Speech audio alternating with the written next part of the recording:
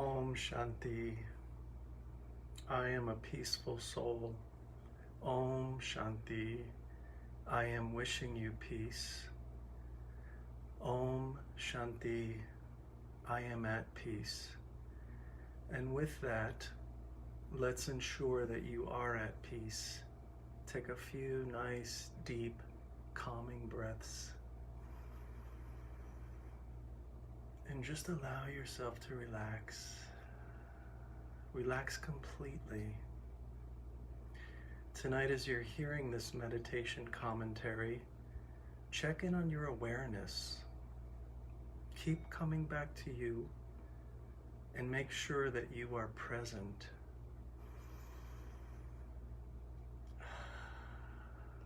Tonight, I'm going to ask myself a question. And I ask myself, in my mind, what is the definition of tolerance?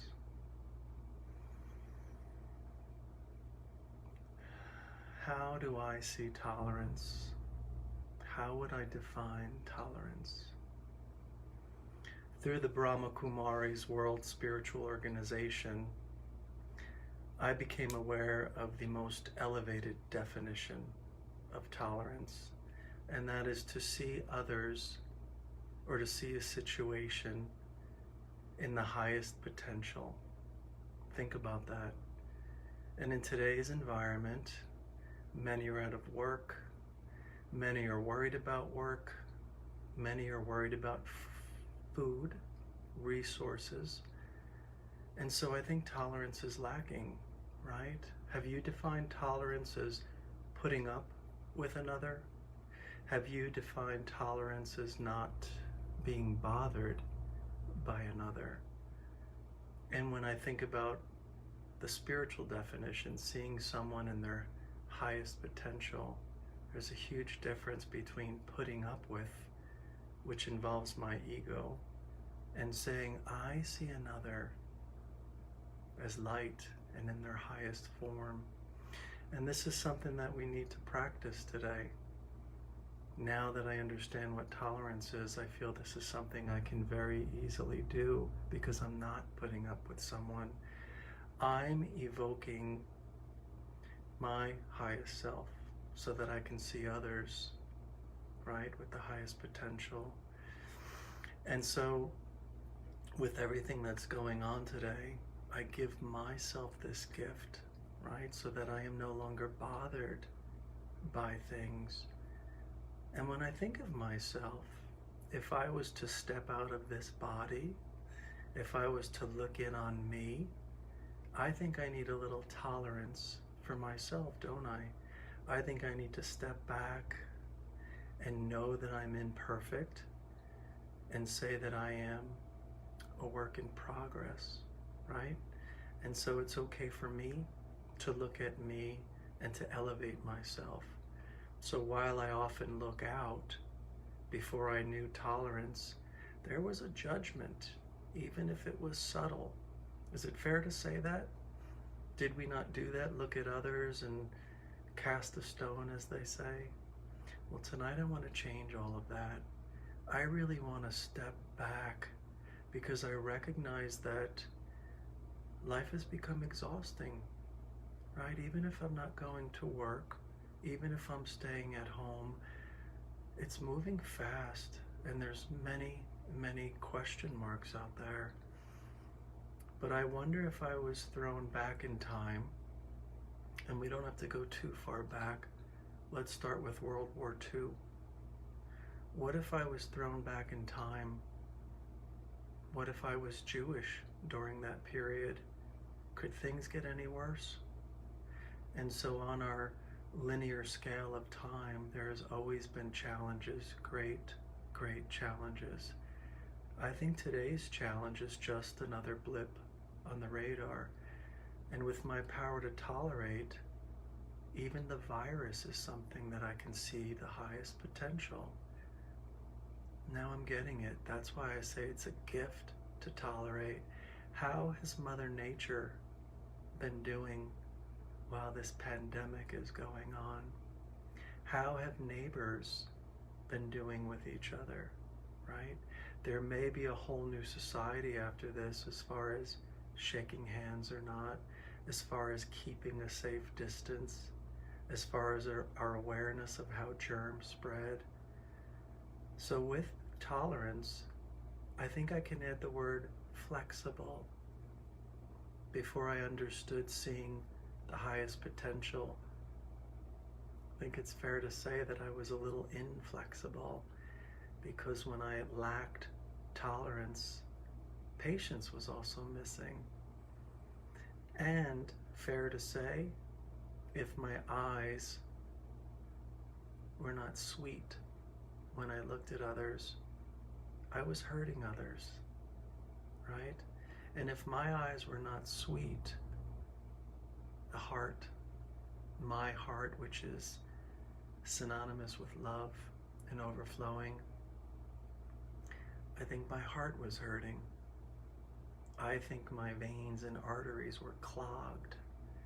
I think there was a chain wrapped ever so tightly around my heart that I didn't understand what tolerance was, and that I was actually suffering. And now let's go back in time again. In your mind, I'd like for you to say the age, the number of years that you are. And now I want you to go back to 4, 5, 6 years old. Did I even know what tolerance was? Did I need to tolerate when I was a child? When I was a child, I was that child. And as a child, what was my goal? What did I want to do? Just a few magical words. Do you want to play? I loved everyone. I didn't know black. I didn't know weight or BMI, as we say today. I didn't know origin of country, nor did I care about that. Do you want to play? And so back to my age today, whether I'm 53 or 78, whatever that number is, play may not be appropriate, but as I learn to tolerate more, think about that level of sweetness and innocence that returns to me. Now, sweetness I can tap into. I know what sweetness is, right? Maybe I think of a grandmother. Sweetness, I have that when I understand tolerance. But what about innocence? How would I define innocence? Is this something that I can tap into? As I explore tolerance, innocence returns to me. Why? I think the first thing that removes innocence from my being is judgment. And if I am not in a state of tolerance or seeing the highest potential, it's fair to say that I'm judging, right? Because what I'm bothered by, in that old sense of tolerance, what I'm bothered by is something that was caused by me judging you or judging a situation. The old me, before I'm getting into seeing the highest potential, the old me, maybe I was a perfectionist, and that could be an excuse, but very easy to judge because my ego, although subtle, was pretty big. And guess what? I knew better. And that's why this bothered me. And that's why you should do things this way. Isn't that draining when I think about that? And even though we're in a meditative state and being spiritual, isn't that ugly? I don't like ugly things. I don't like to think of myself as ugly. I don't like to know that I have ugly thoughts. I appreciate all things beautiful, including nature. And seeing the highest potential, when I step outside, from now on, when I step outside, what is out there? Maybe it's not what I physically see, even though there's beauty all around. Maybe it's what I experience, that life is working no matter what I'm going through. And then if I can just take a moment, life is really, really good. Life is beautiful. Life is a gift. So I go within, I really start to understand tolerance and the highest potential. What I give out is what I get back. Have you heard of that? Simply, it's called karma. And so seeing the highest potential in others, even though I like being altruistic, this gift is certainly coming back to me, isn't it? Seeing the highest potential in others. How liberating is that? How liberating is that? I want to leave you with this thought. My thoughts create. We know that. We always say that my thoughts create. It's the power to manifest. Now, what about my vision? What about that vision of mine? What does my vision do? Same thing. My vision creates. Now, I have to look. I have to look for that highest potential. This is an active state. Don't forget that. Meditation, we could say it's passive. We could perhaps argue that. But in meditation, I just relax. It is a state of doing, right? And I accumulate while meditating. But if I really want to understand and experience the full benefits of tolerance, I actively need to look for the highest potential. And I think there's success in this. I can associate success with tolerance because it's an active state, right? And so the old me, judging, knowing that someone was not going to do it according to my vision, was setting others up for failure, because then I was actively looking for the fault, wasn't I? Think about that. Oh, it's not going to work, right?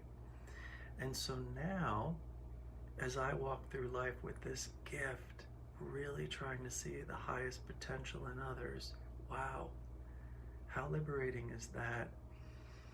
I practiced that this week just for a few days, thinking about meditation. And I was reminded about another brother in the Brahma Kumaris, and he used to say he would look at everyone, and as I stared at them, I could see what they were like when they were a kid. So maybe I could start that way. Maybe seeing the highest potential is looking at someone and I can see what he or she was like when they were a child. And for me, when I think of children, I see that smile. I see that big, beautiful smile filled with innocence. And so as you practice this week, I want you to actively look for the highest potential in everything. And then you can thank yourself, because the chain around your heart that we mentioned earlier, and all the blockage in your veins or arteries, that just slips away. And then what is life like? And then what kind of beauty do I see and experience? And what about stress? Say goodbye. And this is tolerance. And so as we close out, I want you to really get into your meditative state for just a few minutes. I am a soul. I reside right here in the middle of the forehead. And this is where I want you to be coming from as we close out. And you can connect with me right here, or you can look at the point of light behind me. And I'm going to play one of my favorite songs that I hope you'll enjoy.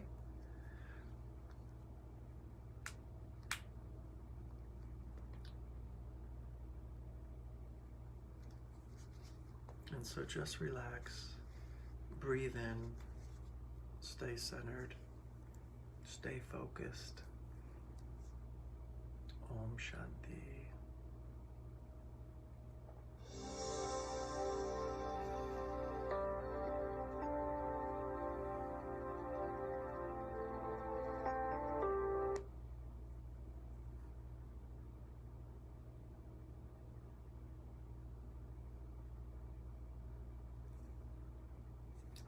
Looks like I have to tolerate a poor internet connection, so I'll work on that for next time. Thanks for joining. Think about seeing the highest potential in everything, because my eyes are always open, right? Look for the opportunities and give yourself this gift. Thanks for joining. We'll see you next Thursday night, 8 p.m. Eastern. Have a beautiful night and a beautiful weekend. Om Shanti.